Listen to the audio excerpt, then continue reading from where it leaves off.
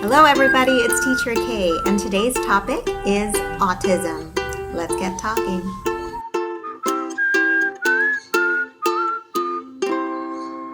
Hello everyone, if you're new here, I'm a certified speech-language pathologist, but to my little clients, I am just Teacher Kaye. Today I'm going to talk about one of the things that contribute to speech and language delays. So sometimes they are secondary to a condition, a disorder, or a syndrome. Today I'm going to talk about autism. I want people to be more informed of what autism is and isn't because it's a relatively young study in that even the term was only coined in the early 1900s. When I say new, that's relative to what we know about TB, and it's been there since the 1800s.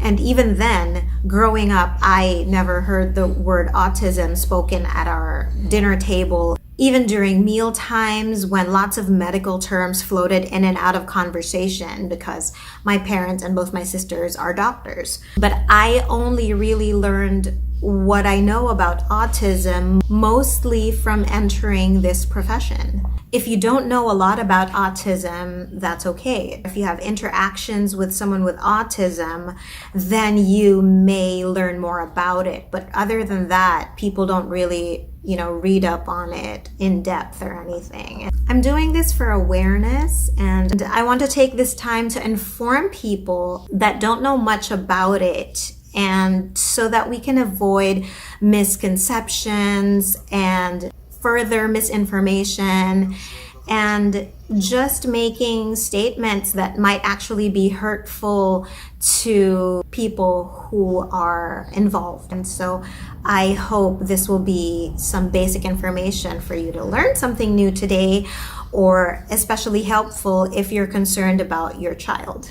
So firstly, autism, or ASD, or Autism Spectrum disorder, is, as the name says, a spectrum of disorders that are characterized by difficulties in speech and language and in social interactions, and they have trouble with their sensory processing. So to make that sound less clinical, I'm just going to break down those statements first.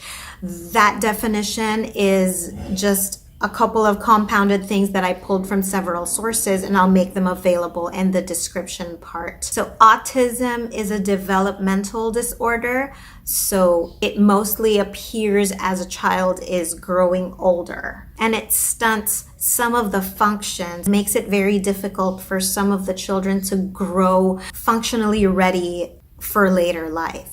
Difficulties in speech and language. Some of the things that autism has been described as is that they are awkward socially, and that's because they find it difficult to understand the unspoken cues of communication. So if they also have speech and language deficits, pragmatics, or how they deal socially with people, is included in that. How do they understand humor? How do they understand danger?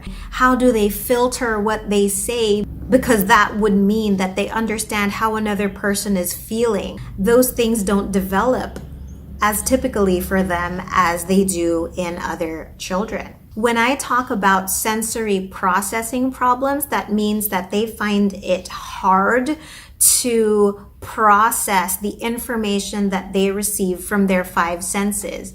So a concrete example is the sense of touch. So to some people, if we tap them on the shoulder lightly, they will come to understand that as someone is getting their attention, and they will understand that it's just a light touch. But for people with sensory processing disorder, they receive this information differently, and a light tap to them could be as if you were smacking them on the shoulder, or to some, they don't even register it. They won't even feel that light tap. It is inconsequential to them. So there is a range of being understimulated and being overstimulated, and I'll get back to that later. One of the biggest misconceptions that I would like to straighten out is when I hear people refer to autism as a sickness. And I want to clarify that it is not a sickness per se, because there has been no known cure for it. It is a disorder, and like the name says, it is a spectrum of disorders. It makes people function in an atypical way. And while it is not a disease, it is not a sickness, there have been studies that have shown that brain scans of people with autism have a different shape or structure in parts of their brain. But other than that, there is no known cause yet for autism, but it has been linked to, like I said, the brain, other neurologic factors.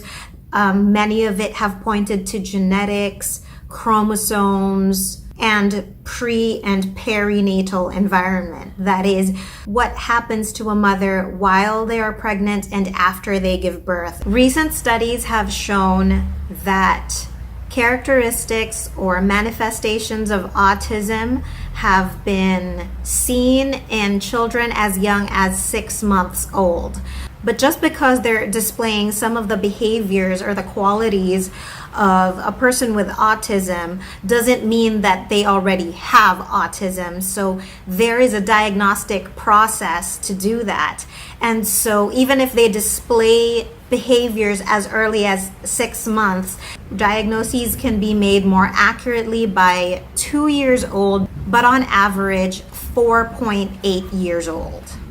The characteristics that I've mentioned are some of the more telltale signs, but there's an entire checklist that professionals use to diagnose someone with autism, and that is all in the DSM-5, or the Diagnostical and Statistical Manual of Mental Disorders, 5th edition. To do this, you would have to answer very honestly questions about your child's developmental history and their behavior. It is not easy to diagnose autism, and it's very hard to misdiagnose someone because it becomes kind of a stamp, and that's very unfair for children. So professionals are very careful on what they deem as autism or not autism. And it's so hard because, like I said, it's a spectrum. And a spectrum, if we imagine like a rainbow, have different colors,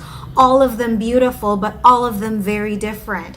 So it's the same way with autism, is that they can present in very different ways, but they are still under the umbrella of autism. And in this colorful spectrum of ASD, you have very extreme cases like people who have speech and language delays or are nonverbal for their entire lives. And then there are these high functioning individuals, some individuals with Asperger's syndrome, which is also under ASD, are so high functioning that you wouldn't think they had a disorder, but it will come out in their social interactions with the way that they have difficulty reading people's feelings, reading people's facial expressions, and things like that.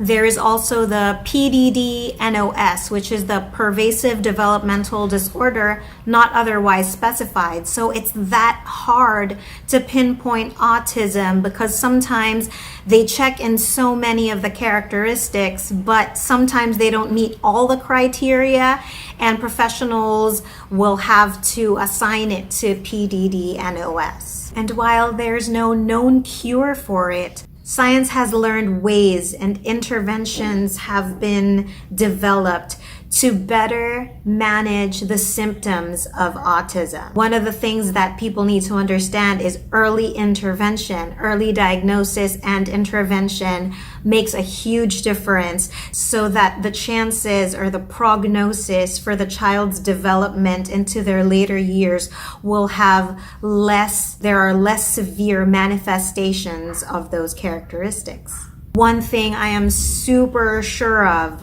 I am very certain of, I am 100, 200, 500% sure, is that it is not caused, nor is it linked at all to vaccinations. And now there's a very long narrative regarding where that myth even came from, where that misconception even came from.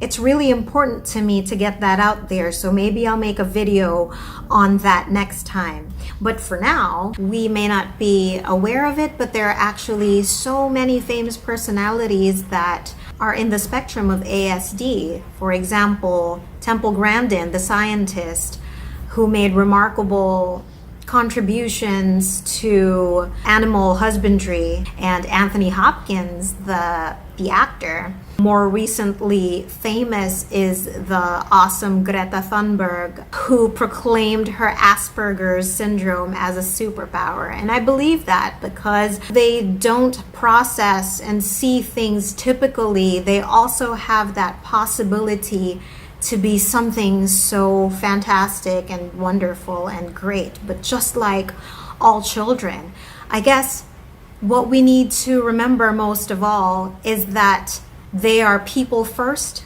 they are children first before they are this disorder. So I'm not so strict on political correctness and anything, but wouldn't it be more beautiful if we referred to them as children with autism or an individual with autism rather than an autistic child, where you put the disorder before the person? Because really, we're all just people, and we all have our specific difficulties, and they just happen to have more things that they find difficult. But when people say that, oh, they have trouble with understanding feelings, so they probably don't have feelings, that's not accurate. That's not true. They do have feelings. We just need to find ways to reach out to be able to show them that, to kind of help them be able to show that to us as well. And that's it for today. Please subscribe. I would super love it. I would appreciate it so much. And you can leave me messages here on the comment section or on my Facebook and Instagram accounts at Teacher Kaye Talks. And that's it for today. Thanks for being here. Happy talking.